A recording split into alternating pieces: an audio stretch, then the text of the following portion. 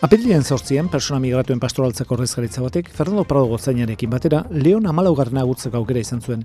Topaketa oso sakona eta esanguratsua izan zen. Aita Santuaren hurbiltasuna, gizatasuna eta harrera oso modu berezian sentitu zen.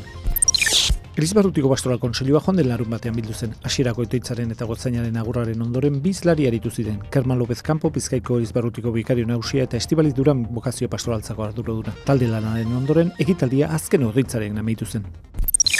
Manu Osak, Aita Zuria, ekumenismoari eta erligion arteko elkarrizketari buruzko hitzaldia eman zion misio formazioko taldeari. Misioan trebatzeko tresnak eskuratzen ari diren parteideek, hernaniarraren esperientzia entzun zuten. Testigantzak kutsatzen duen evangelizazio hartu zuen aintzakotzat.